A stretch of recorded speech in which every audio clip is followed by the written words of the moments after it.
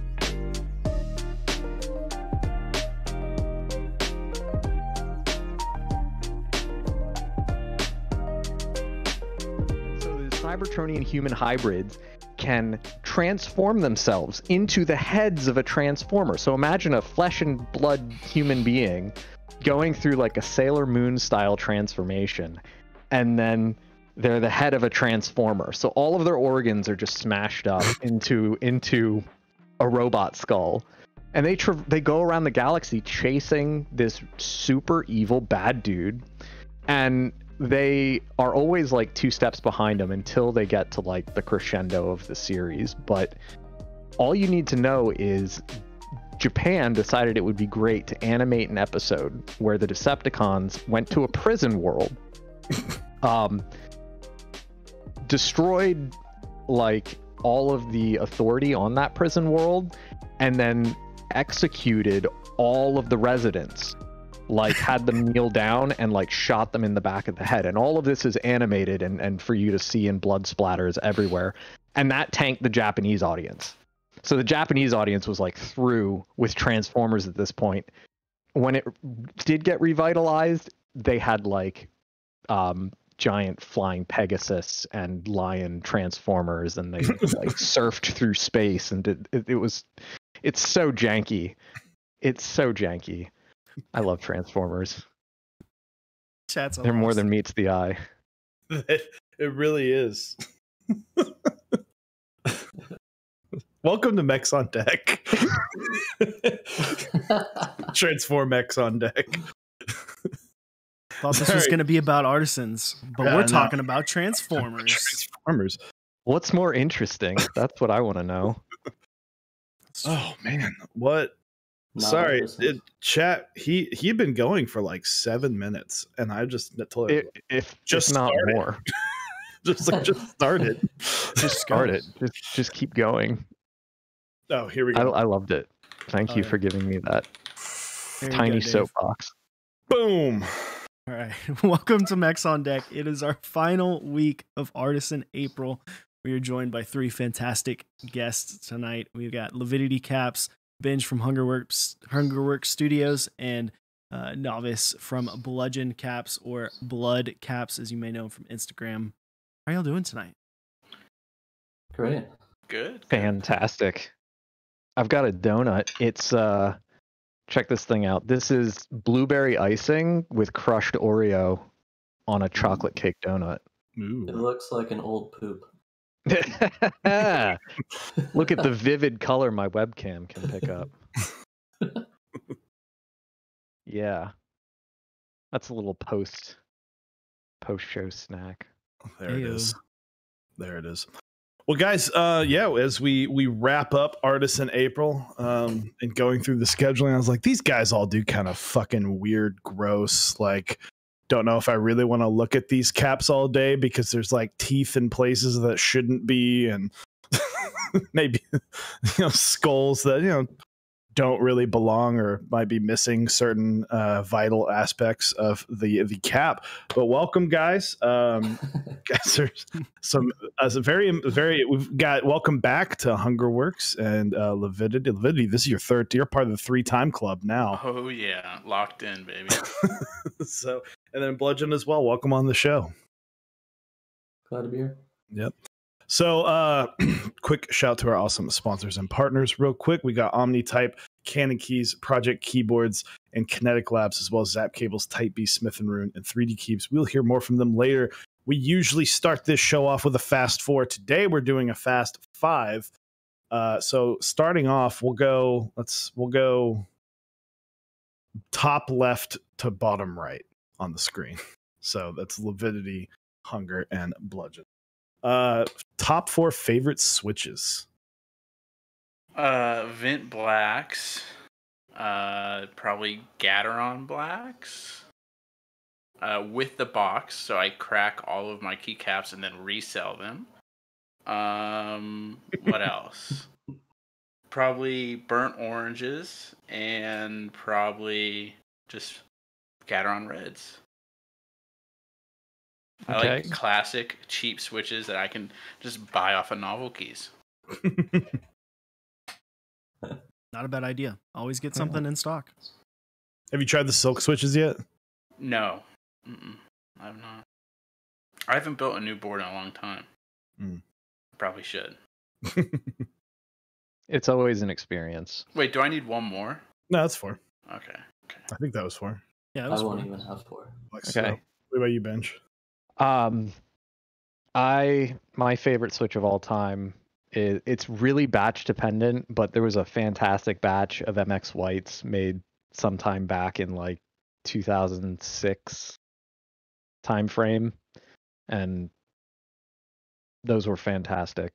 Or wait, no, I'm sorry, 2016. It's been a blur. So MX Whites, then Complicated Monterey Blues. I really, really like Cherry's implementation of the silenced linear slider. Depending on what housing you want to put that in, that could really change your perception of them. But you lube that up, make it nice and smooth, and it's probably one of the most quiet experiences you'll have with a keyboard. And I really appreciate that for the sake of other people, as well as the soft typing experience. And then for a fourth, buckling beam spring. I'm just going to throw them in the same category because, I mean, generally, if you're into that kind of keyboard, you're kind of an aficionado of all of them. You like them. So, yeah. For me, I have to say vintage blacks as well. I actually haven't built a board with vintage blacks, but I've typed on a board with vintage blacks that were lubed, and I think they had 55-gram springs, which So were light. just That's so really light. perfect for what it was. For some reason, it was just perfect. I have a U80A that I have switches in that were lubed. I don't even know the spring, and I don't even know the switch, but they're amazing. And that's about it. I have another board. I have a canoe with, I think, Xylants on them, and they're all right. I'm not that big of a fan of them. They sound kind of funky. Like they have a Yeah, noise that's kind of weird. yeah. I'm not happy with it. So it's just housing some keycaps, and it's just sitting there, you know. They sound like wet socks plopping on a Wet socks. tile floor. I've yet to try a Zeal switch that I like. Really? Ooh, interesting. I feel like that's kind of a hot take. You're all linear, so your options are Telios or Helios. So That's true. I have a board with Telios in it, and they're okay. I also don't lube my switches, so maybe that would help. no, potentially. Yeah. Sounds like the Silk series really is up your alley. Yeah. Just lubed for you. I have a box of novelty creams that I'm going to put in a board. I've heard Yeah, mixed. I would lube those. Yeah. Lube those. Like Okay. they need I'll it. lube them. If you don't lube them, send them to me and I'll lube them for you. Okay. All right. That's a deal. Next up will be your top 4 favorite boards, or your top boards if you don't have 4. Start again with Lividity. Okay, number 1's going to be another hot take, and that's a KBD 19X. It's a great board. I love it. I got one with great anodizing, so, all the KBD haters just come and look at my board. Second one is going to be the canoe. I love my canoe. Third's going to be my Volt 80% from Percent Studio. That's the last board I built and probably one of my favorites. And then my last one's going to be probably my Moon, because it was kind of a grail board for me, and I just love typing on it. I love the looks of it. Oh yeah. Nice. What about you, Benj? My all-time favorite board is the Ergodox Infinity. That's been my daily driver since I was sent the beta board. So the one that I have is the very first production boards they made. They had me beta test the system. They were like, assemble it, try it out, let us know what you think, make sure everything's working, all the features that we want it to. And that was a real honor to have that opportunity. But I've been typing with that board ever since I got it, and it's just incredible. then the VIA version 1 is like one of the only staggered custom keyboards that I've had the pleasure of assembling in between that time, and I really like that. So that's not I don't have a very good pool of customs, but one thing that I like to do every year, and I suggest anybody with, you know, a small amount of disposable income, give it a shot. Or if you're new to mechanical keyboards, please listen to this. You can get really good cheap mechanical keyboards. They exist. They're fantastic.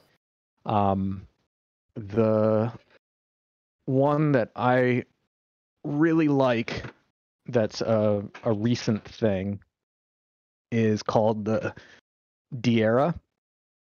I call it the diarrhea because Close enough.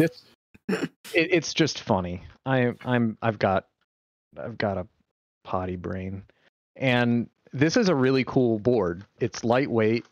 It disappears into the background. No, it's lightweight, has RGB, USB-C. This one does wireless Bluetooth as well, so it holds a charge.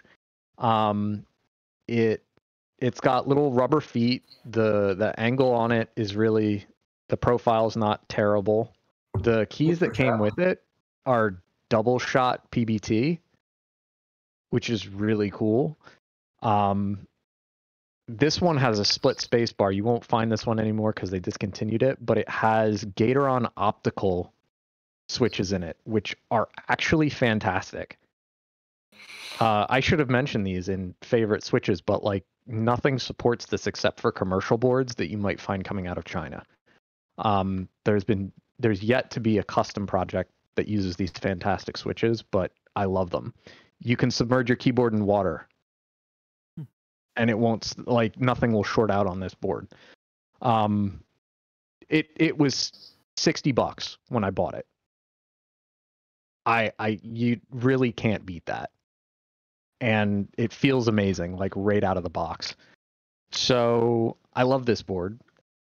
And it's come out of a practice of buying cheap keyboards that you can find decent reviews on. And I do it every year. I buy a board. And on that note, I got to try this thing called the Ducky Vermillo. Oh God, my screen is doing camera's doing terrible things to this. But I picked this up, and they're about $100. But this is more of a premium product because what you can do is get all kinds of customization options on this 65%. So if you haven't noticed, I like split ergos, 60s and 65s mainly. And this thing is just rad. It's got die sub PBT keycaps that they'll customize it for you. Like if you really want them to, there's options for it. It's really pretty right out of the box. These have their electrocapacitive switches in it, which it's not my favorite switch ever, but they are modern switches in that they're smooth. They've got really good action, and you don't have to lube this. This feels like it's lubed, but you don't have to at all. That was the purpose behind them making this switch, and I thought I'd try it out. It's really good. I like this board. So that's 4, right? I've got the 2 good ones that I talked about, the customs, and then the Diera one was one that I picked up in 2019, and this is one that I picked up in 2020, and I've yet to buy my cheap 2021 keyboard yet, but if and when I come on again, I'll tell you exactly what that board is. Oh yeah. What about you, Travis? All right, let's see. I've got this one, which is the first board I built, a canoe. And then I actually like this Rama board that I got. It's a U80A, and it's fucking that's clean, heavy as fuck. Tokyo Nights looks good on that, but it's just a beautiful board. And then I have a Topro Real Force that I like. And then the last would be an Alice. It's just such a beautiful board. It's great for showcasing artisans too. Mm-hmm. Dude, yeah, that row of 3 is just Yeah, perfect. it's perfect. Perfect Boom, boom, little boom. cluster. So, next up, keycap sets. So your top 4 favorite keycap sets. Probably Red Samurai is number 1. I traded a bunch of artisans for it the day before it got re-released on drop. So I have to keep that number 1 just to make myself feel not better. guilty about it. Number 2 is going to be Hyperfuse. Number 3 is probably going to be a muted, like, backyard muted set that I put together from, like, EBT Gray and muted novelties, and I like it a lot. And then the last one's probably going to be Taro. Definitely Taro. I like purple a lot. So that's it. Taro's a good set. I love Taro. I like what Lividity mentioned, but I'm gonna say anything CRP because I've been a huge fan and supporter of that project since the onset. You know, I bought a hammer case back in 2013, and I've just been following his projects and trying to help out where I can there. But I think my favorite key sets are ones that I can piece, like if I can piece together a special key set from many key sets that I buy that like fits a layout or say highlights hotkeys or things like that. I really enjoy doing that because guys, I'm sure you know, like you're working in Photoshop or whatever and trying to remember all of the shortcuts can be, you know, Annoying. a combination of Right. muscle memory and just being lucky sometimes. You're like, is it, you know, Control Shift J? And I'll try and highlight those with special keys. And oddly enough, some sets match well enough together that, you know, just the legend color change. Like the base key could be the same color, but the legend is a different color. And that works really well for hotkeys. So those are my favorite. Like when you have a bunch of sets and you put them all on a single board and everything color coordinates in its odd special way. I love that because when you see something like that at a meetup, which, you know, we'll get back to that in maybe 5 years, but it's always such a cool story of how somebody came across all those sets or special novelty kits or whatever, and then decided they were going to go in that configuration on that board. Yeah. That's what I got, because Lividity just said like a whole bunch of bang out sets. I don't want anybody Right, to think they're yeah. not as cool as he said they were, because they're fucking cool. Obviously, I gotta take Hyperfuse, obviously. Tarot. I love Tarot. Although I don't have a Tarot with me right now. Tokyo Nights, I like a lot. And then there's the Belafonte. I like that set a lot too, actually. Mm-hmm. Are you going to go for Analog Dreams? Because they have kind of a Tokyo Nights feel, set in the dark Analog Dreams or whatever. What, the Analog Nightmare or whatever? Yeah. I don't like follow too much. Oh, okay. You should Usually, check like, out I'm Analog Nightmares. It looks... Analog Nightmares? I think that's what it's I called. will. Yeah. I feel like Hyperfuse is like just like one of the best sets by like every artisan maker. I feel like there's more artisans in the Hyperfuse colorway than like any other set. It's hard been to beat around them. forever. Yeah. It's like that and monochrome, which, I mean, Right. is that really set or is it just black and white? Fuck monochrome, honestly. I'm so sick of making monochrome caps. Well, monochrome is basically just the different shades of the same color. Specifically black and white. That's what I really hate. Black and white. I'm going to commission you to make a black and white one specific. No. Just This is the equivalent of elder abuse for artisans. You've been around long enough to where you can like despise a color and somebody's like, that's the one I'm gonna get you to do.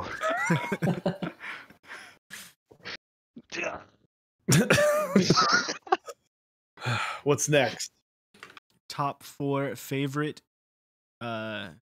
sculpts. There it is. There. I almost said foods, but it's sculpts. Top 4 favorite sculpts. All right, number 1 is gonna be No Escape from Cause Keys. I love Cause Keys. He's my favorite maker. Just saying it. Number 2 is gonna be Idle Key from Cause Keys. Love Cause. Number 3 is gonna be probably the OG Fugu, because it was like the very first Artisan that I ever got.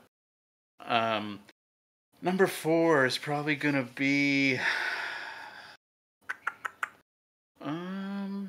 probably I love my I Lack Dream set from Binge, and probably my favorite sculpt is the one that I don't have, and that's the Hunger.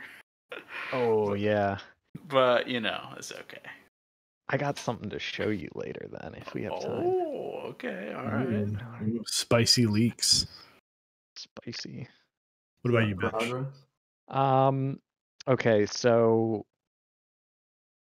all-time favorite sculpt, numero uno, is the Clack Ogre.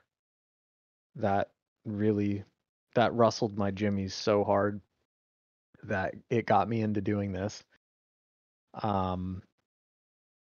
Let's see. Then I gotta say, I mean, Janice holds a really special place for me. I'd easily put that in the top bracket. I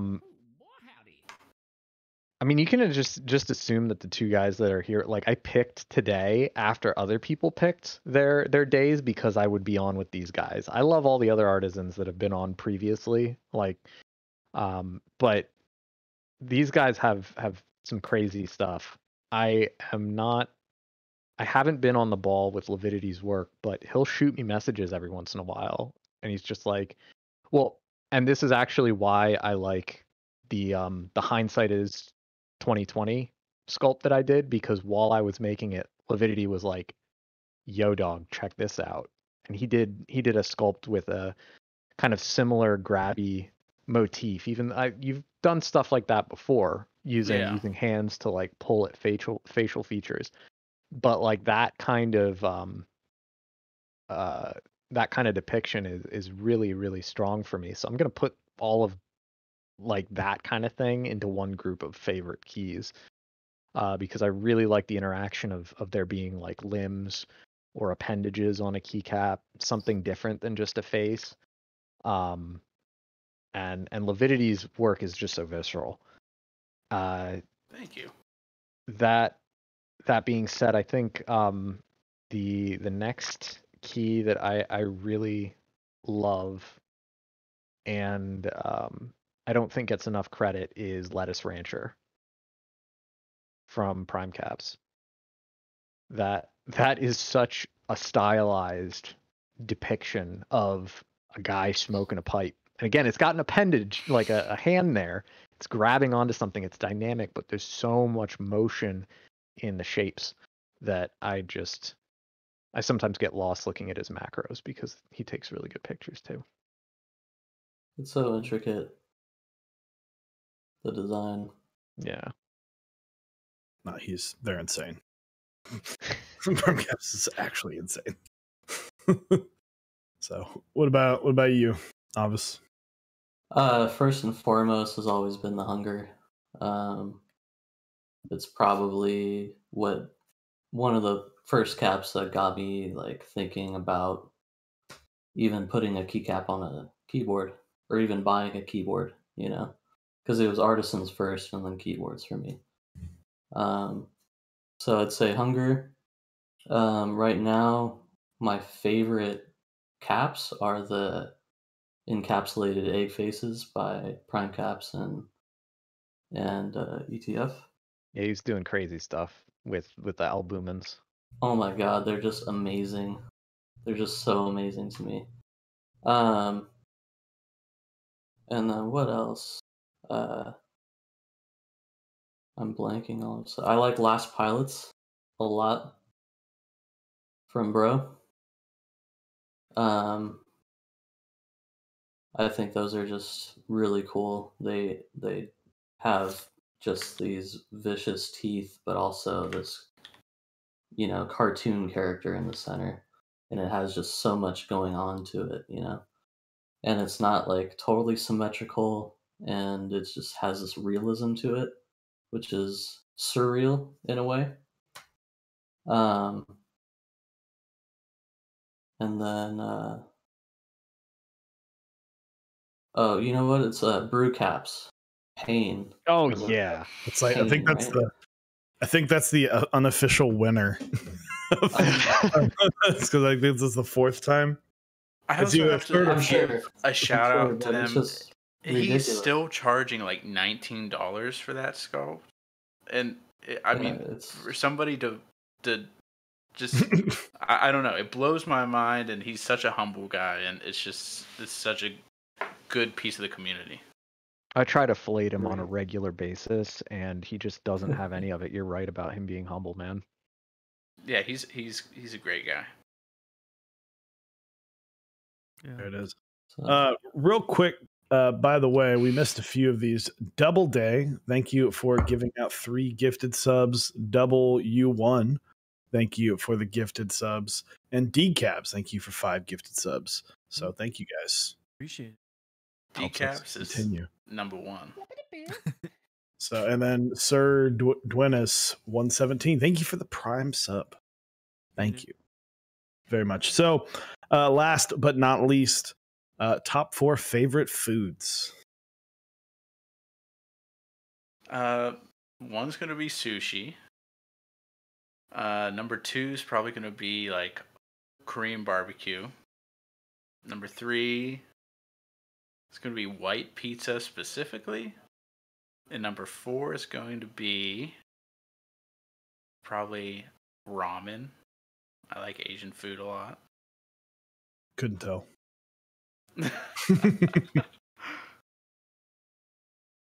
All right. I'm gonna say Korean barbecue has a firm top spot for me, and probably just about any other artisan who goes to meetups. yeah. Like, that's just the memories. I actually like a lot of Korean cuisine, so like number 2 is gonna be bibimbap. I love bibimbap. I'm gonna say third is pho. And like, oh my gosh, Asian cuisine. What it's dominating right now. Let's pick waffles. I love a good waffle breakfast. I love a good waffle breakfast. And that extends to chicken and waffles. And then last spot, even though it's not technically like a meal food, I'm gonna say water ice. It's getting to be like warmer. I love water ice.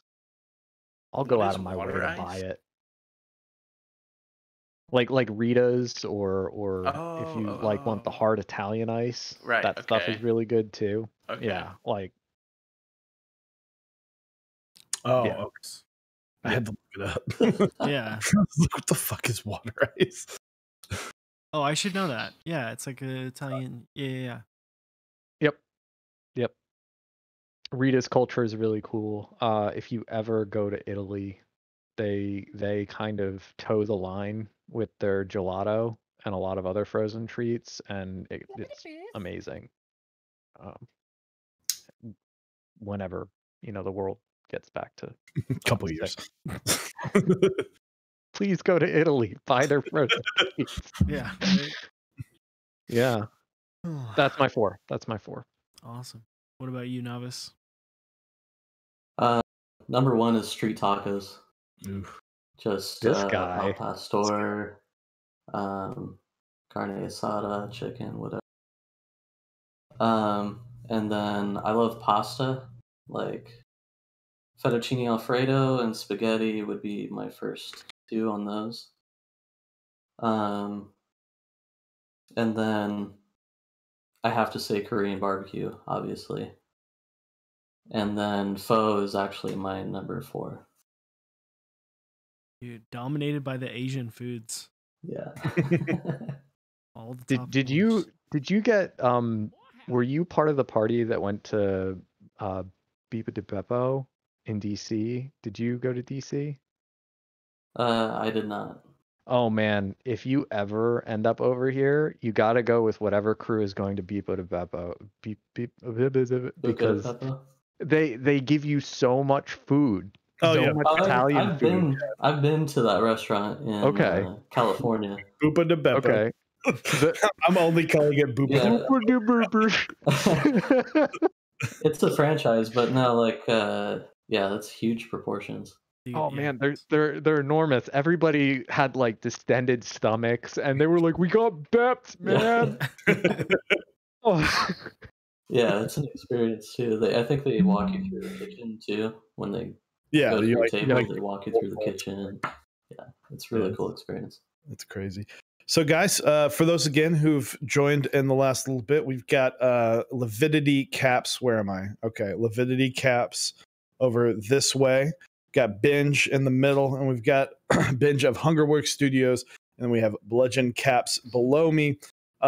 This is the end of our Artisan April. This is the last episode. You know, sitting there thinking, I was like, maybe we do like an Artisan August too. Let's just round out the year. You know, let's just keep this train rolling. If you guys haven't checked out their caps, they have awesome stuff. Exclamation point guests with an S. And they've all got great artisans. And I know that they all release stuff pretty frequently. So go check out their work. Just kind of the floor is yours, gentlemen. You know, just talk about getting into artisans and getting into making them and how'd that all go. And you guys all have a very similar but still unique style. So how did you land on that style? Start with me, top left still. Yeah, sure. And just all talk at once. Yes. Yeah, that's my favorite. It is kind of funny in Discord when like you get like 80 people all talking at once, and it just like compresses. It just turns into like a noise. It's just like boo, doo, doo, doo. Sorry to interrupt you there. No, you're good. So I started in the hobby maybe 4 or 5 years ago, and the first cap I ever got is what kind of inspired me to stop making, and that was a prismatic fugu.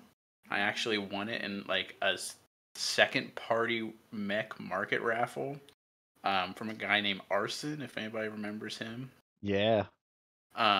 So I started collecting, and then collecting turned into making, and I actually worked for a long time as a forensic autopsy technician, and that's where my style comes from. And that's pretty much it. I make gory stuff and stuff that kind of creeps you out, and that's what I like. Ooh. You gotta cover your face. I have it on manual focus control, and my webcam's been doing this for like I have to get something new. It won't change focus at all. That's intriguing. But some people should be able to tell what that is. Mm-hmm. Is that a hunger? That is sick. V2. Oh shit. Yep. This was supposed to be Hunger 2020, but that project didn't finish up. I've re-sculpted just about everything. It's just a matter of getting it all to fit together. Ooh, Hungerworks Studios V2 in general. Basically. Should make a new Instagram account and just call it Hungerworks Studio V2. Yeah. I'm down. Awesome. I got into this because artisans were ridiculously hard to come by, and when I saw the clack for the first time, I had an opportunity of getting one for $15 from Elite Keyboards, and it was just there. I could add it to my cart and check out with it at any time. and I opted not to because I really wanted to afford lunch that week, like a nice lunch, and it's just around the same price, and I was like, I'd rather eat well, you know. Ended up never being able to get another Clack Skull from a sale ever again. So the FOMO is real, but this extended to when he came up with the ogre. I was like, that is an aesthetic that I really love. I love Blizzard games and Warcraft and Dungeons and Dragons, and all of this is like really vibing with me. And I've followed all the people who are into Artisans, and they look so good on their keyboards. And I've seen some at meetups. I really want this, and I tried really hard to get an ogre, and I couldn't. And I couldn't really get anything. I got a B stock Brobot once, Brobot V1. But I was just so fed up. I was like, you know what?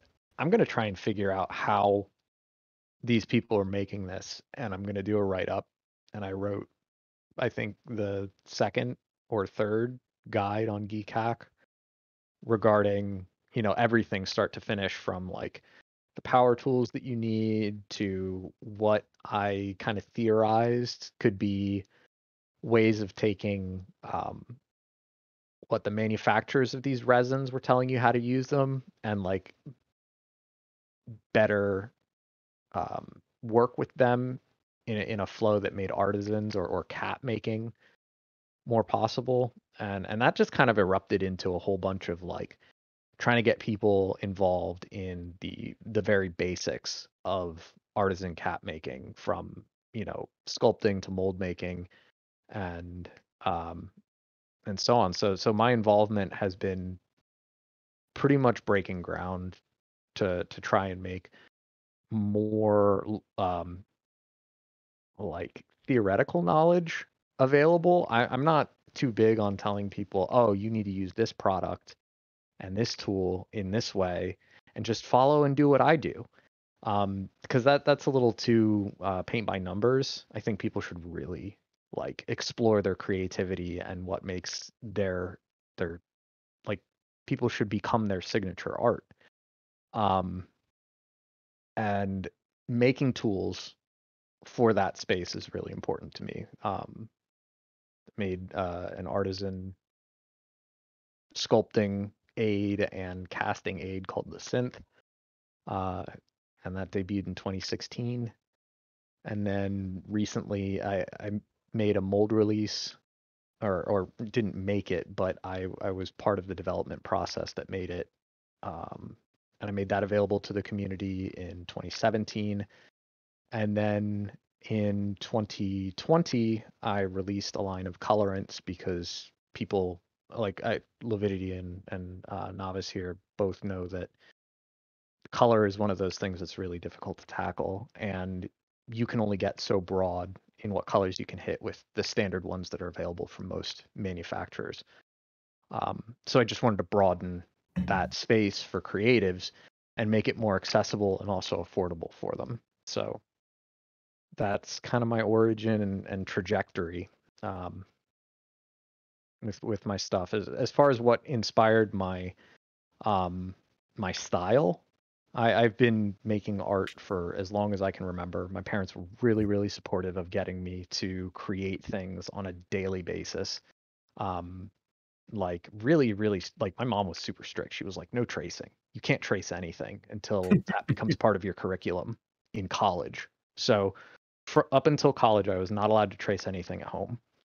And then I was really inspired by a lot of the role-playing game books that I would read growing up, like Palladium, doing riffs, Call of Cthulhu, Werewolf, Vampire the Masquerade, Dungeons and Dragons. There were so many fantastic illustrators that I wanted to be an illustrator for a really, really long time. And up until like I wanted to have so many different art jobs, and I ended up getting out of art entirely. And then when I found Artisans again, I was like, I want to do this for the rest of my life if I can, because when I was a little kid, I wanted to make action figures and toys. And then I was like, I want to be an illustrator. And now as an artisan, I get to make tiny miniatures. I get to draw on stuff, and it's heaven for me. I love the process of this from A to Z. It's so great. Gonna give the floor here to Novice now because I want to hear. Also, Chad is very curious about the Kevin that is placed in the corner of the camera. Oh yeah, that's a giveaway cap for the stream later. It's not giant, by the way. Chat, I think was thinking it was like massive. That was a really cool camera technique, Dude. by the way. I think that's really amazing. Honestly, it fooled me. I thought that was like, damn, dude, this guy went all out. He's got this I made a massive. big one.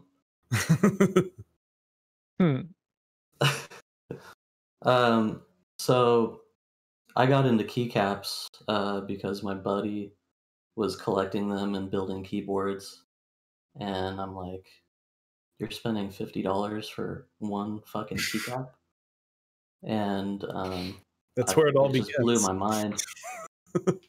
And so then I actually started, doing Google searches and finding keycaps, and like I was like, "Oh, this is actually really cool." And then I think one of the first raffles that I won was ETF, was a Fugu, probably from Poison Summer, the first one. And then I've always been interested in art. I started drawing when I was 5. I started painting at some point in my life, and I kind of like binge. I stopped art altogether for a little while, and I was focusing on my career or whatever I wanted to do.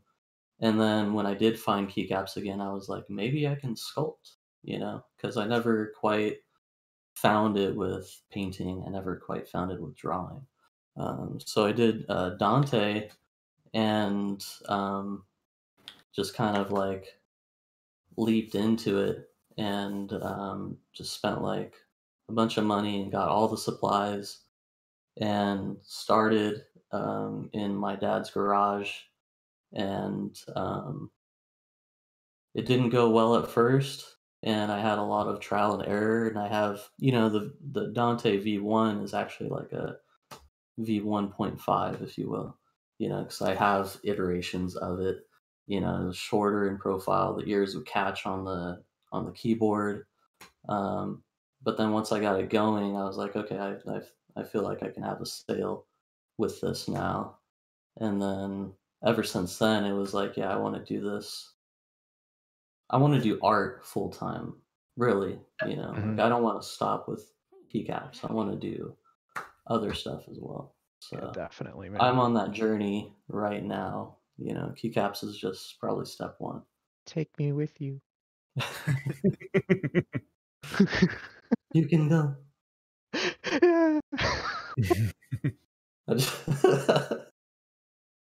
So I asked this last week, and I think the week before.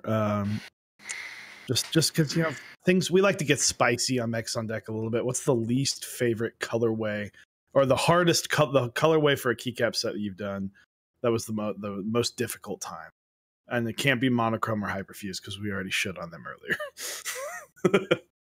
I did a key set for Jay Saint, and it was, I forget what the key set was called, but it was brown, and he sent me samples which got ripped open by the postal service, and the envelope was empty when I received it.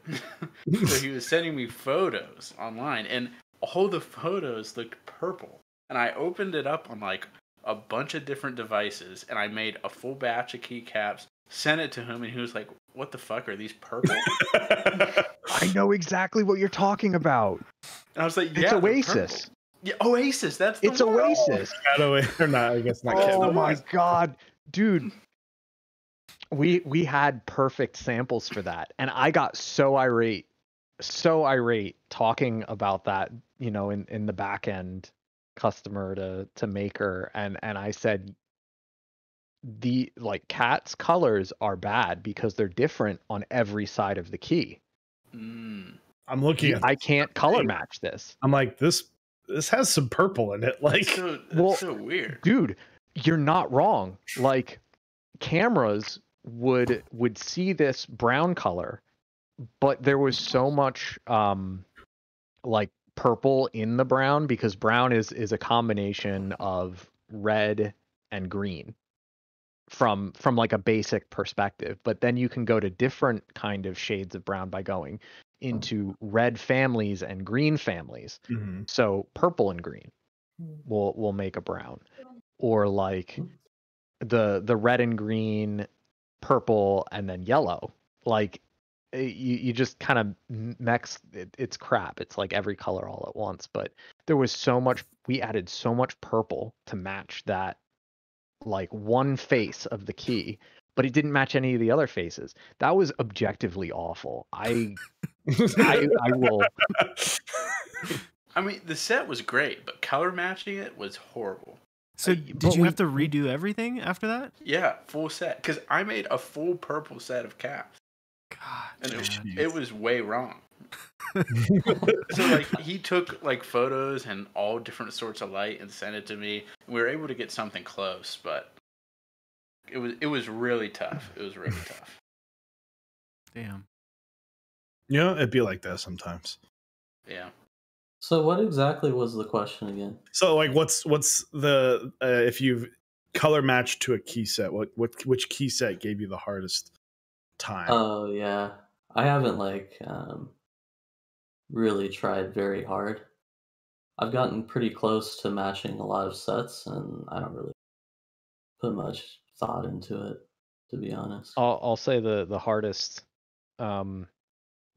one for us, because at a certain point we got like partway through the process, and we were like, we're going to make the best color that we think we can make, the one that is appropriate inside this color area for Oasis. But Olivia, that pink is the hardest pink. We matched it perfectly, but I think we needed to make 3 dilutions in order to make that happen. And what a dilution is you take your resin and you put colorant in it, and you mix it up, and you record how much of the density is colorant and how much of the density is resin, and then you add that to a new batch of resin. So we mixed a color in and diluted it with resin, like a specific mixture of things, and we had to make 3 separate dilutions and then mix the dilutions together in a particular ratio in order to get that pink. Technically it was like the most challenging thing for us to nail. So yeah, that was the hardest for us, but I really like the outcome. Olivia's such a fascinating key set, because when it first came out, I remember people were like, yeah, it's good, but like they couldn't match it perfectly to their metal anodized rose gold boards. Yeah. It just didn't look great. And then it wasn't until people started putting them on white, black, and gray boards where they were like, oh, this looks amazing. I'm like, yeah, because you're trying to match plastic and metal. It's not going to work. So I want to talk about the Synth 3.2, which has showed up. Some people may have noticed this on novel keys. You've gotten to work with Salvin with this, and this is something that I think is great for the community, for everyone in general. You're offering your knowledge to help others create. So I want to talk more. You had mentioned it earlier, but I want to talk more about how that came about. Okay. The 3 in particular, or you want to talk about like the? I mean, just the process, and then it getting all the way to now where you're making mass-produced.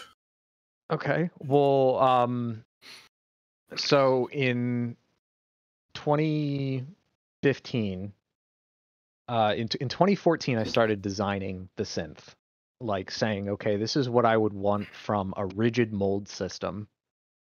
And the reason why I didn't want a flexible mold system or anything like that is because I wanted absolute dimensions to the underside of a keycap, and I wanted that to be like really predictable and something that I could modify if I wanted to. So I wanted this solid base on which to sculpt. So if I sculpted too deep, I would know it. I would like hit it. It makes it just really no brain because sometimes I just don't like using it. And it started out being like, oh, I want this sculpting aid, and then it became a way where I could create a master. And for those who aren't aware of the terminology and how it applies to this art form, when you have a master, you can actually go a few stages of replication from a master beyond, depending on the value of shrinkage of the materials that you're using. Silicon and other molding materials have such high resolution to them that as long as you have a master with the right dimensions, you can make copies and then sometimes copies of copies, and that can really help you prototype things and just get stuff made. So the sculpting platform shared a similarity with how keycaps are manufactured with injection molding, and that was the removable stem. Mm-hmm.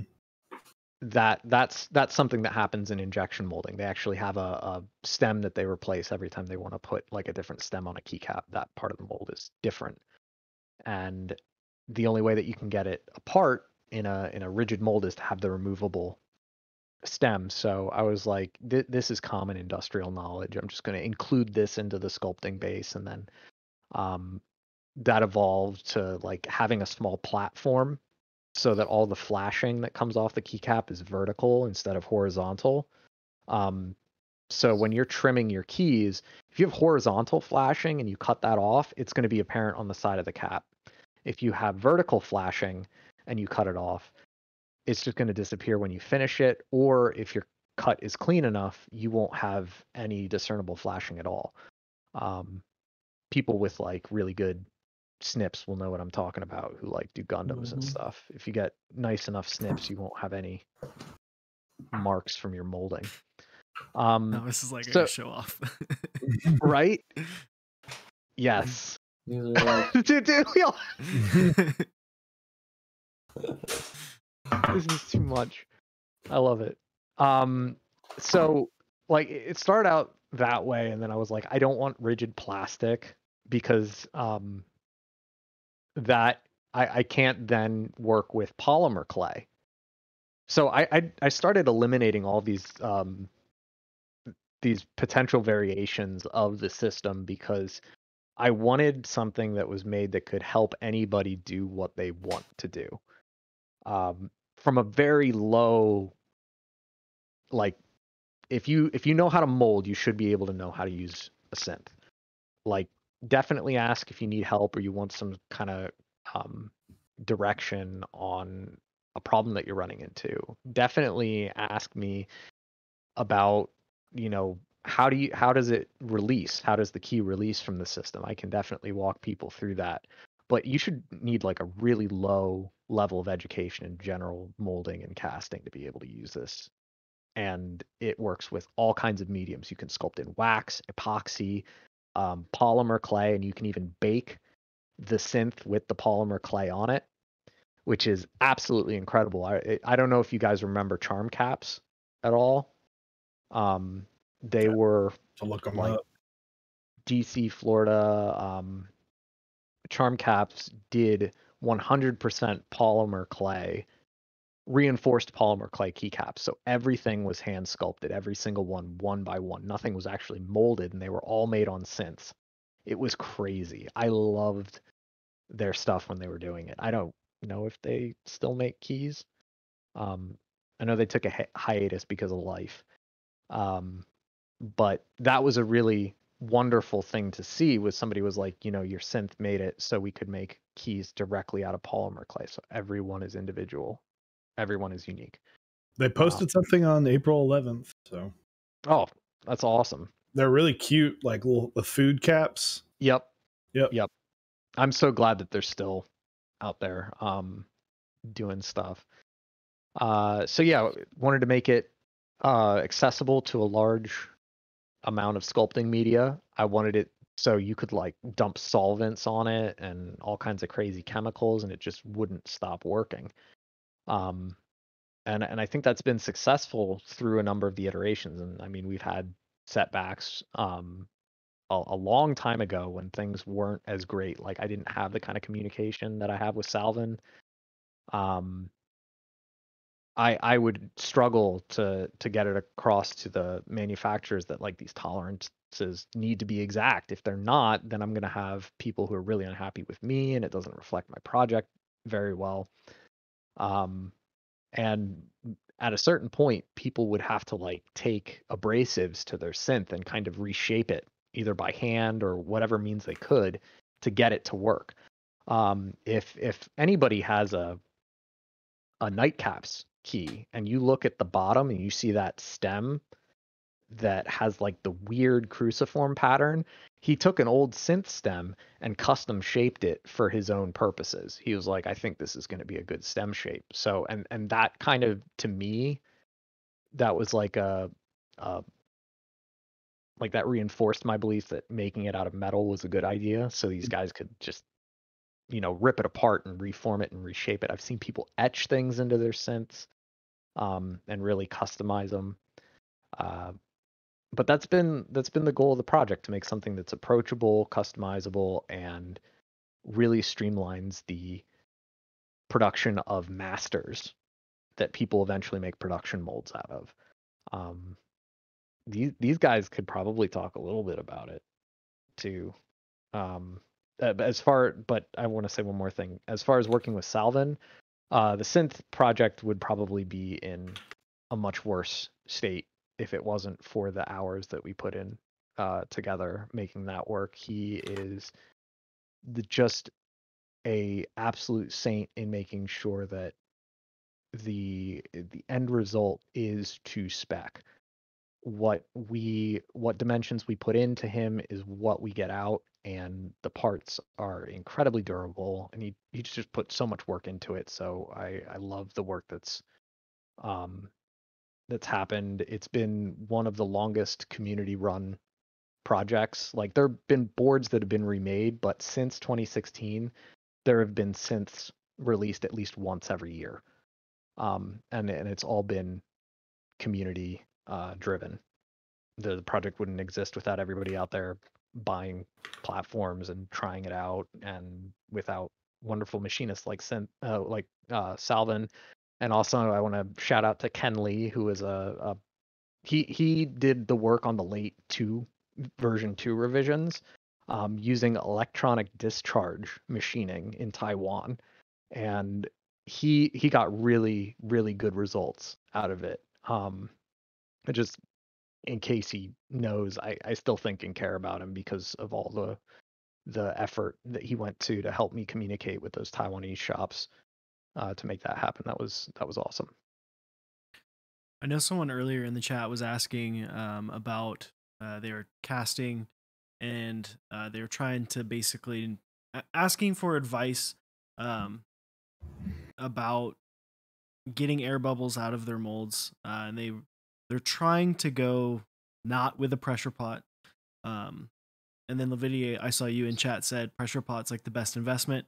So is there anything you can like expand on why pressure pot is so great in the process? And then if there is anything that maker can do to help out with their molds, could y'all expand a little bit on that as well? I mean, yeah, I've yet to find a resin that, unless you're waiting like 48 hours for it to cure, shouldn't go in a pressure pot and doesn't get better results in a pressure pot. I mean, I tried to do it in the beginning without one because, they are a couple $100 and it's kind of a scary investment when you're trying to get into something that you've never done and know nothing about. But as soon as you start putting stuff in a pot, it'll change your life. With any resin casting. Under pressure, it's just better. Pressure and temperature, once you start playing with like post-curing temperature stuff, you see results. That's very insightful to the process. In case, so the deep science of polymer chains and why pressure pots are very important is that you're dealing with a material that is incredibly active. Somebody said up in chat, they're like, did you fix the problem with the synth where resin sticks to it? Resin and other thermoset plastics, they create like a lattice structure as they're curing. And that lattice structure will work its way into every mechanical crevice it can, and then simultaneously bond with every chemical it is compatible with. So, silicon molds are used for all kinds of things like ice cubes. They're used for chocolate, and those never wear out. And the reason is because there's very little mechanical energy being imposed on the mold. When you throw polyurethane in there, it's going to stick its tiny plastic molecules like hooks into the little pores and just every tiny place that a mold has. And when you pull your piece out, it's just abrading the surface of the mold. It's just taking pieces of it and pulling it. That's why mold release is super important.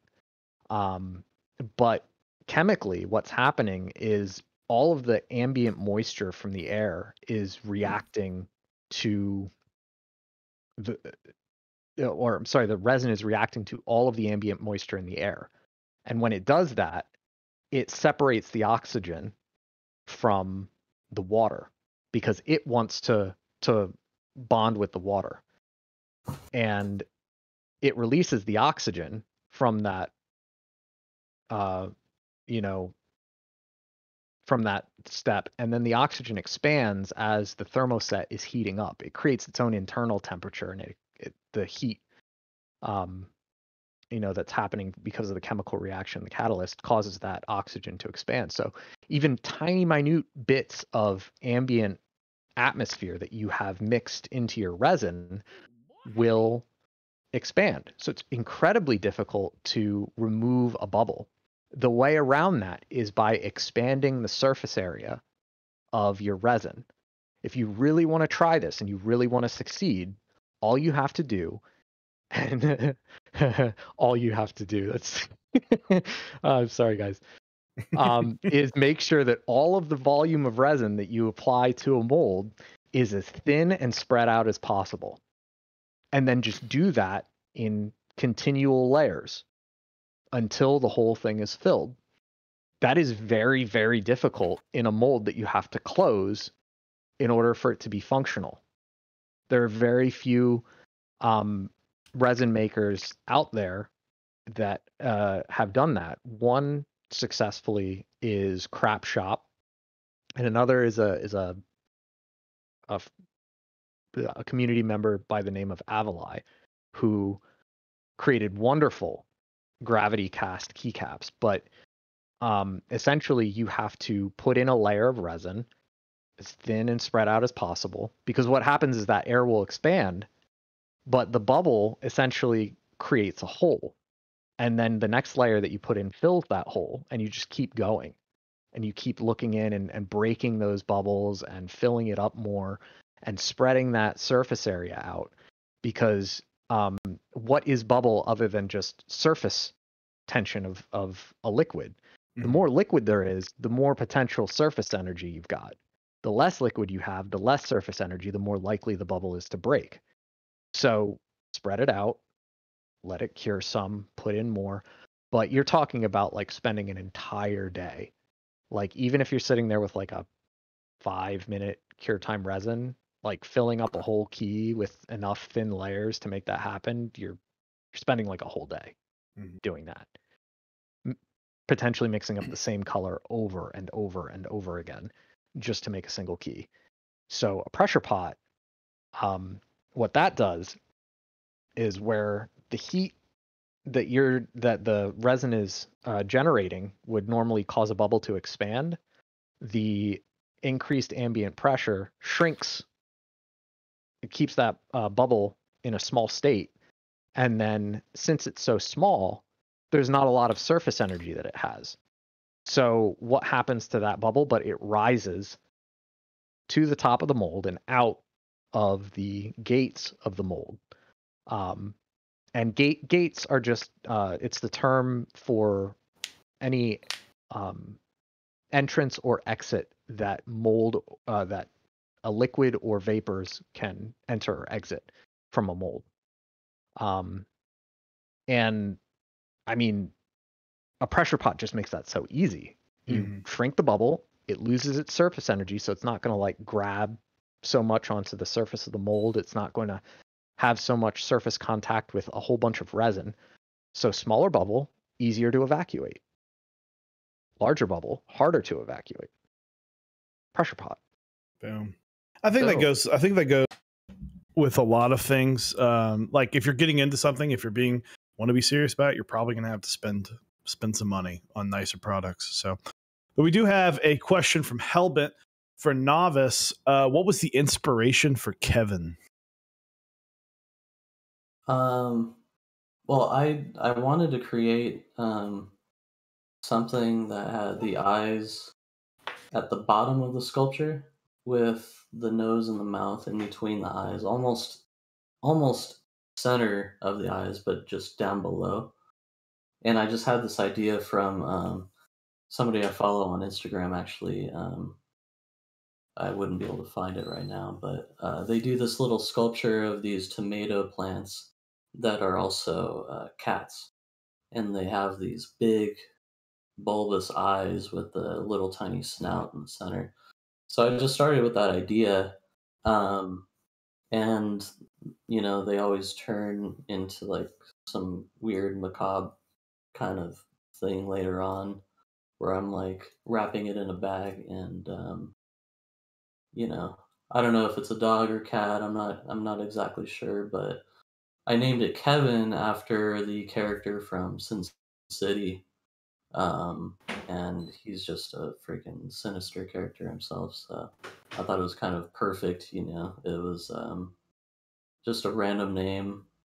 You know, you wouldn't assign it to anybody, but it's generally from Sin City, I would say. Nice. Yeah, it's one of those things, just like Kevin from Sin City. It looks innocent, but it also could just completely kill you and have no remorse. Yeah. It's my hardest attempt at cute so far. There you go. It's as close as I can get so far. So speaking of cute, something that's absolutely not cute and definitely does not look innocent is basically anything that Lividity has done. So I want to talk, for those who were not here last time, you have a very specific style. And you touched on it, but I want to know, you know, the Observer has really kind of blown up to be, at least in my opinion, one of, in my opinion, your best sculpt and kind of what you are known for now. So where did that specific inspiration from the Observer come from? And then what have been some other caps that you have really kind of, the where you went from like, oh, I'm just kind of doing this to like, oh, I can see myself, you know, staying with us for a long time and hitting your stride? Sure, yeah. So Observer, the inspiration for Observer is in the forensic pathology field. If the case is criminal or anything like that, and we get a decedent into the office, we have to use our fingers to open their eyes and then take photos of the inside of their eyelids.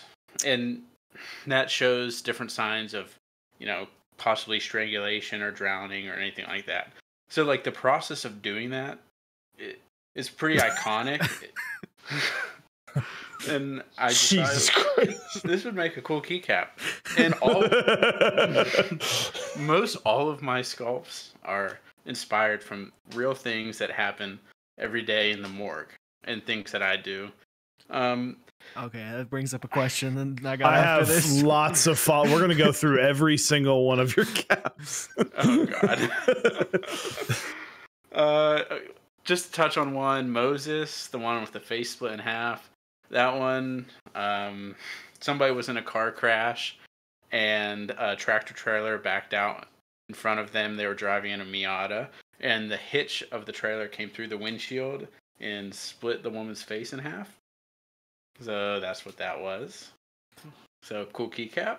Cute. Yeah, This cute is the keycap. I make essence of specifically cute keycaps. Yeah. And yeah, that's pretty much it. I started taking it seriously probably around the time Dwight came out. Lesser for like popularity or financial reasons, more just because I really enjoy it.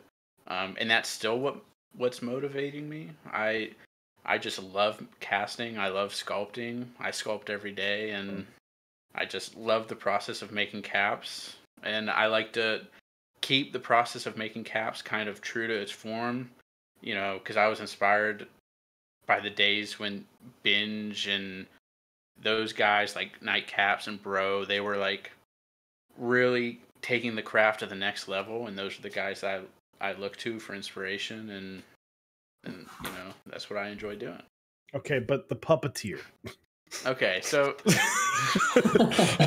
I want to know about that. I don't want to know about gouge. Like, what's the severed Alright, fingers over the eye sockets? okay, Puppeteer, when you do an autopsy, a part of it is taking out somebody's tongue and throat. And interestingly, when you cut a tongue out, you can also pretty much pull their whole throat down through their esophagus out. And a part of that is sticking your hand up under their neck into their mouth once you get the initial cut and grabbing their tongue. So when you do that, you know, a lot of the times their mouth are open and you can see your fingers coming out through their mouth. So that's Puppeteer for you. I feel like when you go to a dinner party with your wife and someone's like, so what do you do for work? It's the meme of the woman who holds the dog's mouth. That's like, what do you do for work? it. Not now. Not right now. Yeah. It's like, just say you work at a doctor's office. When my wife first started coming into the family, my dad is a homicide detective. So like, Jesus. The dinner parties are just death. Like that's kind of what we talk about. When is the Netflix show coming out of your family? He's on Dateline. He's on like all those things. And so like we just talk about death regularly. And so it was very weird to her at first, but she's gotten used to it. So Puppeteer. Yeah, that's Puppeteer. Gouge. There was a case where how graphic can I get? I mean, we are an 18+ stream. You do have to hit the mature button. So here's your option to mute. And then Lividity, just like wave your hands like this when you're done with the gore. So if you want to mute us for a minute or look away. If you're sensitive to like machete hacking, I wouldn't listen to your story. So, okay. And if you like that shit, turn it up. Okay. So yeah, there was a case, there's like this old wives, like voodoo wives' tale or something, where if you like place somebody in front of a mirror after they die, their soul will be trapped in the mirror. Some crazy shit like that. Okay, so there was a case here where a guy killed his brother-in-law with a machete, chopped his head off and his fingers for some reason. Okay, and placed his head in his driveway on the hood of his car with a mirror in front of it and fingers over his eyes. I'm not exactly sure why. I don't know. No, I don't want to give too much information away. Do you mind telling what state you live in? Because I feel like it would make more sense. I live in Florida. I was like, this sounds like a Florida Man headline. Yeah, it's Florida Man. Yep. So yeah, that's it. That's jeez. Yeah. Oh yeah. Can we get Sodi back on to like cue things up for a minute? Yeah, there's the wave the hands. You can. We need the cuteness. We need the cute. Of course, it's for absolutely. You've got some for. I'm not a huge fan of like skulls and like death type stuff, but like the stuff that you do, I'm very excited. Got the 420 caps. Oh, cool. Got 2 of them, so I'm excited to see what I get. If I get the one with the face split, I might just have to send that to Eric because that's like too much for me. But plus I work in an elementary school, so then it's like I'd be too tempted to bring that and then be like, "What's that?" I'd be like, "Well, kids, let me tell you a story." Oh my God. Yeah, I mean, I've tried to go down the cute realm. It's just not my thing. It's just what it is. Hey man, if you want to make something absolutely scuff with me, like I've already got an idea hearing you Alright. talk Ooh. about things. I feel like what was that cartoon? Happy Tree Friends. Like you could do Yeah. something along that line. If anyone remembers that, like I guess it was like a Oh yeah, internet that was video show. gross. That shit That was was hilarious. When Novice, when you were talking about Kevin, that's what I was thinking of, is Happy Tree Friends. It's like, Happy oh, it's Tree like this Friends. cute little thing, and then all of a sudden it's just like a demon and it's killing everyone. Yeah. Oh man, it was on Adult Swim too. There you go. And so I'll ask, what for the three of you, which cap was the one where you did it and you're like, okay, fuck, this is it. This is the one. What's the one where it kind of turned your view on making artisans from like, okay, I'm doing this to like, fuck yeah, like this is the one. Start with Lividity. Probably Mute 2.0. Because if you were following me in the very beginning, Mute was a really rough cap.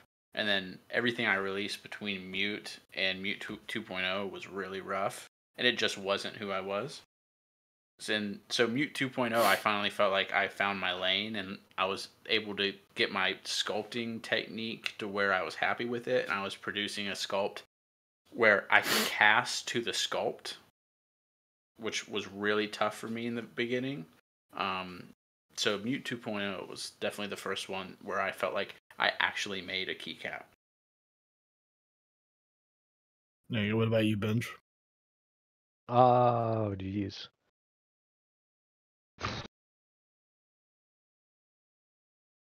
I thought I actually had something going with the Hunger Key. Before then, I figured, I would just make some stuff and be part of the community and make some releases. And I really liked the Lion King as like a fun thing, but like the Hunger Key really was like, okay, I actually have a place here. I feel like I'm showcasing what this this device that I've made can do. And I like how every single side of the keycap is engaged in some way. Just all over it had a presence, and yeah, that kind of cemented it for me. It was shortly after that I went full time into artisan work. Ernest, what about you, Novice? I don't know. I think for me it would be Janus V1, just because. And I was sculpting that at the same time I was sculpting Dante as well. But like to me, when I created it, I just had these random ideas that kind of formed as I was creating the sculpt.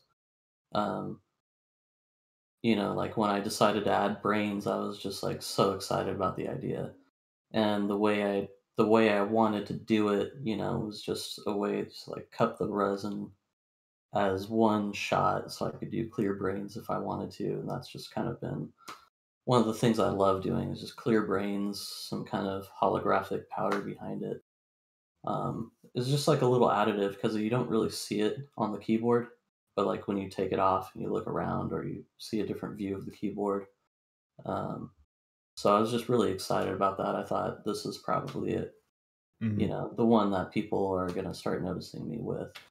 I still can't sculpt brains, and that sculpt always makes me jealous. Oh, I still feel like I don't, like the second time I did the brains, they're more like worms now. So I just call it worm brain. There it is. But So we're gonna pivot a little bit, because like the world's about to just take out DFW. Yeah, we're under a And a tornado storm. watch right now. Yeah, which so is interesting. it's gonna hit him more than me, but we're streaming from him. So we're actually gonna start up the marbles. So a few of you have we've seen one of the giveaway caps that was not actually the same as big as it looked like on camera. But if you want to show that one off, I guess you have been showing off, so you can talk about that one. Novice. yeah, it's right there. You can see it. There it is. It is Kevin. It is a Kevin. It's Kevin. It's It's monochrome. MX compatible. You can put it on the keyboard. Boom. It glows in the dark, Ooh, and it sort of resembles a skull. there it is. What about you? You've got something interesting, something that you and I actually talked about a very long time ago with a similar idea, but not with that shoe, not with that specific shoe. Right. We still got to. It's because our messages are like 1 month apart. I know. That's weird. Like we'll talk for we'll send 3 messages, and then a month we'll go back and be like, "Oh yeah, I was talking to you." Yeah. So I'm giving away on here one observer themed after the Chunky Donkey shoe. There he is. You can see a better photo on my Instagram. I also have an eBay auction up where all proceeds are going to our local SPCA for the same cap. It's 2 of 2, one on there and one on here. Awesome. Perfect. All right. Got this set up. Let me make it to where stream can see it. I got some giveaways too. Ooh, some fancy. Yeah, I mean they're not as many colors, but this is actually pretty fancy. So this is and they look kind of gray because my Ooh. webcam is awful, but there's much better photos of these online. I was recently involved in the GMK Blurple color production process. So I made what is the Blurple color. It was all, just dozens of like color permutations and getting it authorized by the people who were running it that yes, that's the color that we want, but they wanted a color that didn't exist in Pantone space, it didn't exist in RAL space, and there was no physical representation of this color available. So we made them a chip, and these 3 Earls are all made from the same resin that their official color chips were made from that's going to GMK. So I'm not going to make any more of these. This is all from that same batch, and this is essentially GMK Blurple, like The fanfare. color. Yeah, There it like is. And you can get GMK Blurple right now on omnitype.com/mexondeck. Yeah, absolutely. So we're gonna... Is that really a thing? Is that do you Oh, we're sponsored by Omnitype. That's awesome. So it works out I'm sorry, perfectly. I'm so out Oh of man, loop. it's I'm not going to expect anyone to know who is sponsored by who and what. It works out perfectly. Yeah. GMK Blurple running now through April 30th for the next 2 days. Guys, it's really cool. I'm really. You got thrilled 3 of them? Yeah, I got 3 of them. I got 3 of them. Damn. And they are all going out free of charge. There it is. Well, thank you guys. As again, I'm always nervous when I ask, if you guys want to do a giveaway, and I don't want to ask for free work, but you guys are, huge props to you guys for putting in hard work and giving it away to the community. So thank you. We appreciate you having us on here. Our tiny community here. So Been a lot of thank fun. you. Chat, we can start voting for maps. We'll run we want to run at least 3? Run them 3 real quick. 1 for each of the makers caps, and exclamation point vote, and then 1 through 57, I believe is what it is. Yeah, 57. And we'll pick a winner. Looks like Devil's Chaos right now is in the lead, which is number 10. Is there one that's like organs of a dead body? I mean, Devil's Chaos sounds it's pretty lividity, if you ask me. That sounds worthy of the Chunky Donkey. In my Chunk opinion. dunk. We can do I love it. All right. Guys, exclamation point play in now. Exclamation point play first place. Or do you want to do like a number? Like, did you get a number for your specific Chunky Donkeys? I don't think. I don't know if those were serialized. I don't think they're serialized. Okay, then first place is getting a chunk dunk. This is a 2 of 2. The others being auctioned off. If you don't get this one, go to the Instagram. It'll help the Lividity local SPCA. Save the doggos. Save puppers. Save the Doggos. doggos. Oh, we need to here. Howie, come here. I won't do the camera, but here, come here. You do I'll a hold him up. Howie personal quick- delivery. There we go. Come on, bud. There we go. Anubis is terrified right now, so I don't want to. That was a very good up, boy. Yeah, he's tired though. I think he's been kind of today. Yeah. He can feel the Yeah, Anubis is hiding in my bathroom currently. yeah. That's So- on par. Dude, I know that struggle. Our Chase, he's a black and white cattle dog. At any firework or lightning, like, just sets him off. He'll sit on the stairs, like these tiny stairs. He's way bigger than the stairs. He shouldn't be on them, but he just tries to crunch into them.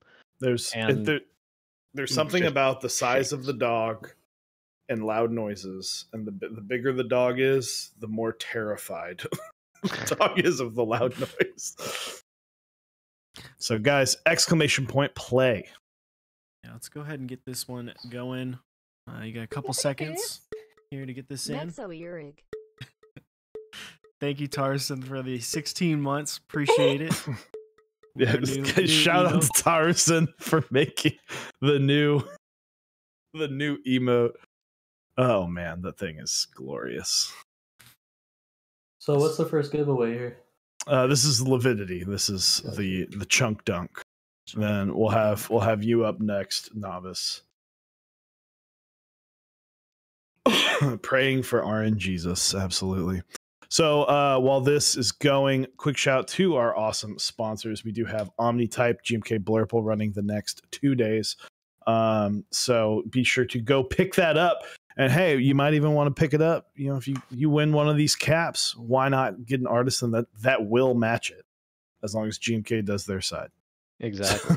So they've also got SA Ramses up right now. So be sure to check that out. Next up, Project Keyboards. You can get a DCS Delftware set right now. Very cool looking novelty or keycap set with very unique sub legends. So be sure to check that out. They also have I just almost said the Rukia. The why can't I think of the board that's on your desk The right Sirius. now? The Sirius. Thank you.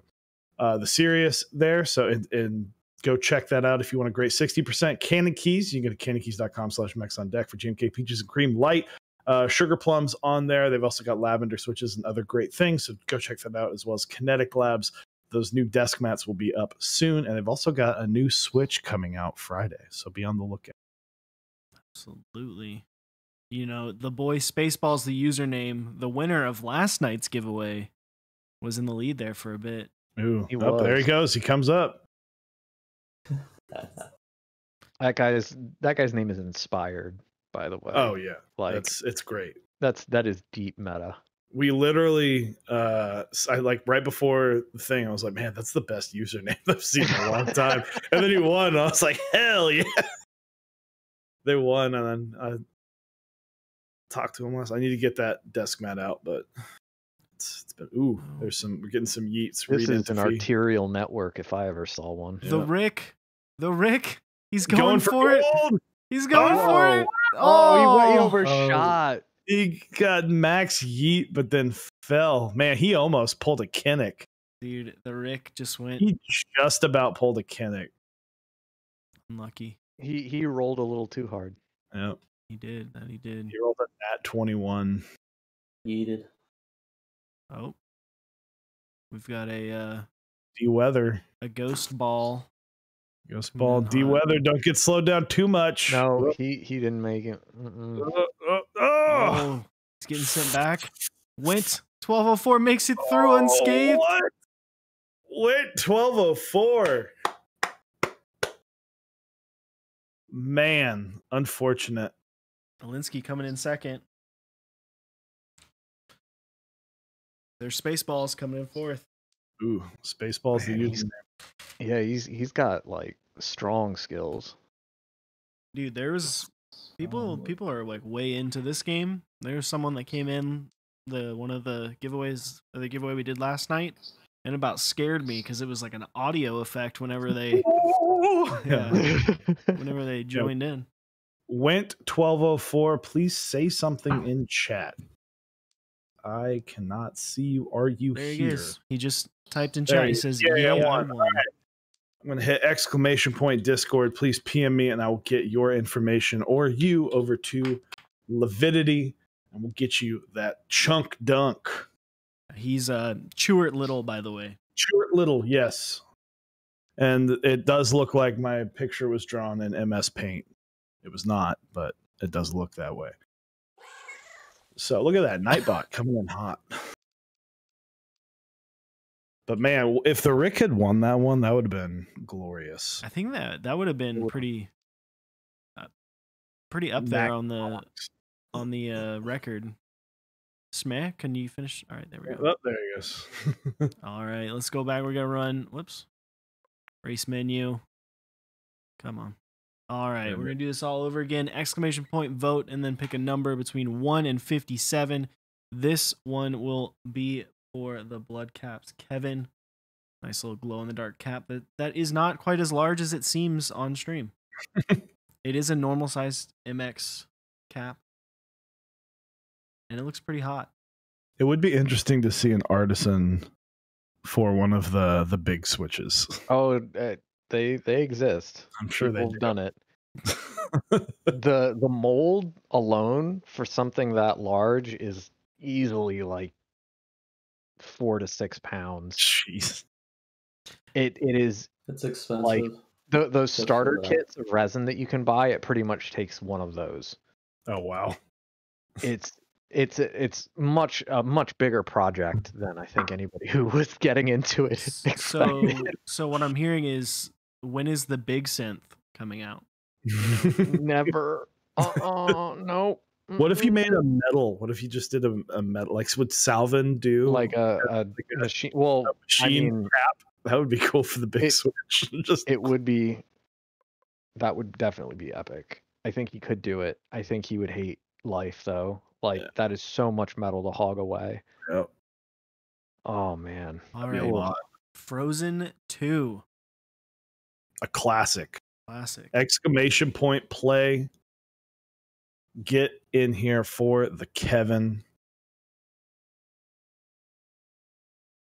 Yeah. That's a really cool looking cap because definitely like it's like a skull from ooh. Little synth action. Is that your upcoming sculpt? It's the rough phase of Dante V2.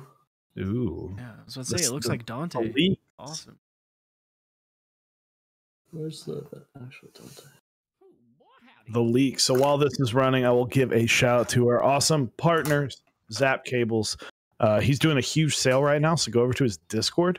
You can find his Discord through the website as he is moving and wanting to offload some stuff. So go check that out. Type Beast, you can type bea.st to go subscribe to a great newsletter. Keep with the hobby. Smith and Rune, go to smithandrune.com. Iron 165 Polycarb later this year. They've also got some awesome merch. And then 3D Keebs, you can go to 3dkeebs.com. They've got some great options for lube stations. They have good, really cool switches. They've got lube on there. They've got stabilizers, lots of stuff that you would need. So go check that out. Man, Yeah. we've got some leaks tonight. We've got new Hunger Sculpt, new Dante V2. Lividity, what are you? Come on, what are you man. doing, man? Holding out on us. Lividity literally brought probably the most entertaining commentary. You had me just droning on about dry stuff, and then Lividity's like, "Well, then her face went," and we're all sitting here going, Lividity, you're muted. Hello? Yep. There you go. I have Hello. some secret things that are happening. Ooh, can we share the secrets off stream? Maybe. Dude, just like going in. Give me the secrets. Dude, Dante V2 looks sick. Novice.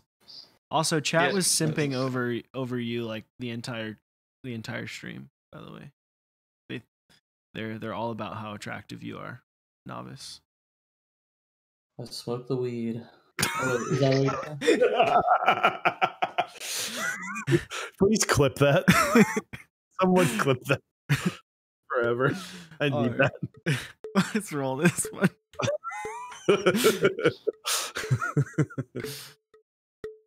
Here we man. go. Frozen 2.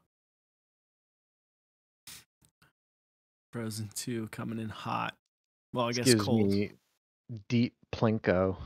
Yeah, dude, right? It's like Yeah. a way cooler version of it. Oh, for sure. So, guys, I'm honestly sitting here thinking about doing Artisan August as well. So, if you guys if you're a maker and you would like to be on the show, or if you would know of a maker you would like to suggest being on the show, please just PM me, put it in Gen Chat in our Discord, whatever. We're happy to have whoever and as many guests as we can. Cannot promise giveaways or anything like that because I don't want to force people to give away their work for free. But just getting to know the art, like the artisan side, like was so over our heads when we started Mechs on Deck. Thank you, Brez. It was so over our heads when we started Mechs on Deck with artisans, and now it's like, you know, my wife's super into artisans now. Not really. Sorry, Lividity. I don't think she really likes. It's okay. My own wife doesn't even like them. But you know, she's like super into it now, and you know, it's been really, you know, as Eric said it a bunch of times, it's, you know, once you hear the process and learn all of it, you just have so much more respect for the art form. I think there's like a big thing for people who come in, and, you know, I know Novice was talking about how when you first look at it, you're like, man, people spend that much money on just one keycap. And then once you kind of learn the process, you grow an appreciation for the artwork. And as being someone, you know, I did music for a long time, Chewy did music for a long time, or Dave did music for a long time. There, you know, there's huge appreciation to the work that goes into that, and, you know, the beauty of it. Also, thicky dummies like all the way down here. But yeah, Dummy. but yeah, it is crazy, and I think it's one thing that doesn't get talked about quite as much. I think a lot of people are like, "Ooh, pretty," but they don't think about the process and the work that goes into it, in the same way they do for a lot of like keyboard design or keycap color picking and stuff like that. Yeah, it's a weird place. Oh, it's such a diverse subject matter, though. You can have people coming in from all different sides and approach the same problem and come to different beautiful conclusions. Ooh, Brez just breaking through. Oh, but he went the wrong way. Oh, he went the wrong way. Thicky dummy. I wish I could like on cue vocalize that TIE fighter zipping by you sound, because I would have made it right then. The only Star Wars sound I know how to do is the Chewbacca, but I feel like I wouldn't be allowed to go by Chewie. Thicky dummy. Wow. Getting it done. There we go. Getting it done. Brez, 4th place. I was thinking also, like, while this is happening, I was like, how cool would it be? I wonder, you know, I don't like asking for giveaways, but how cool would it be if we did like 1 marbles to rule them all and do like 40 different artisan makers?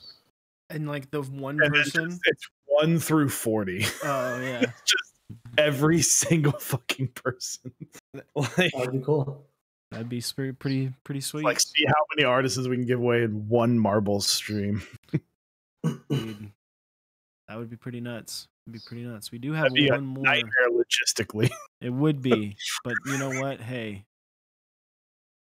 I'm gonna kick it back to the main menu because I think right now I'm under tornado warning now, not just watch. So Let's try and get this last race in before my power decides to go out. So again, if exclamation does point happen vote. to Osiris, I will come back on the stream and we'll just Is there like a bubble themed race? Like, is there a Ooh. bubble? I don't know like these anything well with enough. bubbles? Rabon, Express Delivery, Portal, Purgatory. Power, Alien. Are you having troubles with bubbles, Binge? You're supposed to be using a pressure pot. We covered this. Can we make a track called The Pressure Pot? Ooh. And it's just like It's just a pressure pot. just a pressure pot. I also like Trouble with Bubbles. Like that Oh, that's a good rolls. one.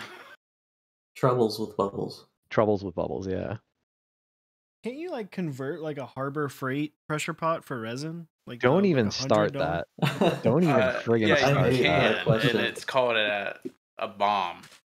Yeah. Yes. It's a personal liability to you and anything else in your immediate home. vicinity. You If should you watch, love your cat, your dog, your wife, your child, don't make one. watch Things. videos on them exploding, and I'm God, no, I want to. If you're gonna go the converting route, there's like plenty sturdy, like industrial paint pressure containers that are safe to convert. Yep. But the So Harbor Freight not container Harbor is just Okay. yeah, Well, it's so bad. There's a big difference between operating at max PSI, because like max PSI is so normally a pressure pot, a paint pressure pot, and I'm sorry I'm going to be like really descriptive here, guys, but I care a real lot about quick, everybody. let's pick a map and then Okay. We got once we- Multi-Lane Madness is the winner right Multi-lane now. madness. And I All like right. that name. Is this the raceway? No, that's Pixel Raceway. This one is legitimate Plinko. Oh, nice. All right, exclamation point play to get in. First three winners. First three winners. Yeah. So a paint pressure pot is rated to contain pressure during its working time. And some, like you're using that for like airbrushing projects or other things where the pressure is moving into it and out of it, and it's constantly dipping and then regulating back up to what they recommend is 50% of the maximum for that kind of stuff. But then if you hold max pressure in a pressure pot for an extended period of time, that is not what they're designed to do. That's not what the fittings are designed to do. That's not what the gasket is designed to do. So a lot of times when you take and convert a pressure pot, you're taking it out of spec because it's not supposed to hold pressure for extended periods of time. And by extended, I mean like 6 hours plus. With a lot of these resins, you're going to be hitting anywhere from 2 hours to 48 hours where you're going to want to hold that pressure. And a lot of people who operate in longer cure time scenarios make sure that their pots have a leak in it. So it leaks like 5 psi over the course of 24 hours or something like that. And that makes it exponentially safer than one that is perfectly sealed, because it's just not meant to handle that constant force. There have been pictures that members have posted where they show their lug nuts generally that you tighten in order to keep the top in place. And they go, oh, I inspected my lug nuts and most of the threading is gone. It just got stripped away. And that's because the bolts that the lug nuts attach to would just get torn up from that constant pressure and the mechanical force of them tightening it down, and it wore it away. So when you take these conversions into your own hands, you want to use something that is way higher spec than what you plan to pressurize at. Most people pressurize at 60 psi. If you can't afford to go double that at 120 max psi, just understand that the tighter you make your seal, like the less it leaks, the more dangerous it is getting and approaching max psi. Very cool. So let's get that top. Why did I just say top count? I was thinking top 10. I don't know why. Anyway, countdown going. All right. Exclamation point play. You got a couple seconds left. By now, you're probably after it and you won't get entered. So sorry about you. Stream delay. That's how it works. Welcome to Twitch. Oh, people getting yeeted off immediately. You'll like love it. to see it. Ooh. Oh, this is an interesting one. It's an intense one.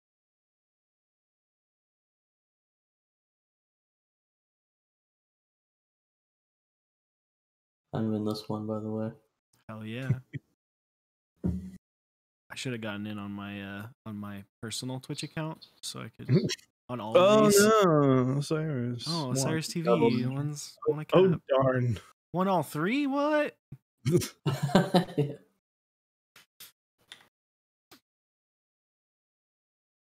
There go my Earl streams. Sorry, Nathan. Sorry, bud. What are some things that y'all are looking forward to and excited to try to work on this year? I know we've seen some new sculpts. Is there anything else? Any new techniques that y'all are trying to get down? I know Lividity was saying he's always working on the brains. Brains, yeah. Yeah. I want to do some more encapsulated stuff, maybe. That seems like a lot of fun. I want to go into that realm. Ooh, that's my favorite realm. It seems fun. I've been trying to do it for a while and been failing, but we're getting there. Good. Will the winner of the first round please PM me on Discord? Gosh, I'm gonna be trying to get my my strength back. I broke my hand about a month and some change ago, and it's just not going to be the same for a while. Ah, So that's the focus of 2021 is just working on things that I can accomplish and help me get my hand strength back and coordination. All right. Well, it looks like we got some winners. Yeah, we did. We do. So Liberation, Vicariously Die, and Tratnola. Flippity piss. Please PM me. Hi, Stuart hi. Little. I saw Liberation there. So please PM me and I will get y'all's information over to Mr. Binge. I'm vicariously. So congrats to our winners. So Tratnula and Me. Vicariously Die, please send the PMs. So guys, thank you very, very much for joining us today. I know like it was pretty short notice and you guys were, well, okay. I got freaked out for a quick second. I thought you disconnected for a second, but I want to say thank you. You guys on a short notice were able to do this. So you kind of made this. Well, I'll try and give a little more headroom next time on the quick alert of this happening. But thank you guys. Thank you to all of our makers, all of our artisan makers and artists that helped put Artisan April together. As this is, I think, this is the last stream of this month. So thank you guys to a successful. What is Ooh. what was that? No, Careful, nothing. someone's Doesn't- gonna get Nothing. attacked Nothing. by All a right. It won't get Decepticon. clipped or anything. So thank you guys, and thank you to everyone who made Artisan April a success. I hope you guys enjoyed. We've got some cool guests lined up for next month, and then this Saturday I will be building. I'll be building Hellbent, a board from Hellbent Caps. Yeah, Should be fun. that sounds fun. Hellbent's doing some cool stuff. So and then I'll just hold it hostage for some caps. Like it's that easy. So, but thank you guys very, very much for coming on. Yeah, Thanks you're for welcome. It was a having pleasure. us. Absolutely. So Yeah, we Who definitely is- appreciate it. who's on? I think we're gonna figure out who we're gonna host, and I am going to try to make sure my phone's charged. So if my power goes out all night, I can still wake up in the morning. So yeah. There it is. Let's hit a basic. I haven't heard basic. All right, we're gonna raid basic. All right, chat. Be sure to come hang out with Chewy on Saturday. He's gonna be building that board for Mr. Hellbent. That's, I think the 12th squid / baka I'll have built. But yeah, with that being said, we're closing up for tonight. Appreciate each and every one of you hanging out with us tonight and being in chat, and appreciate y'all three for hanging out with us. And we'll see y'all on Saturday. Bye. Later. See ya.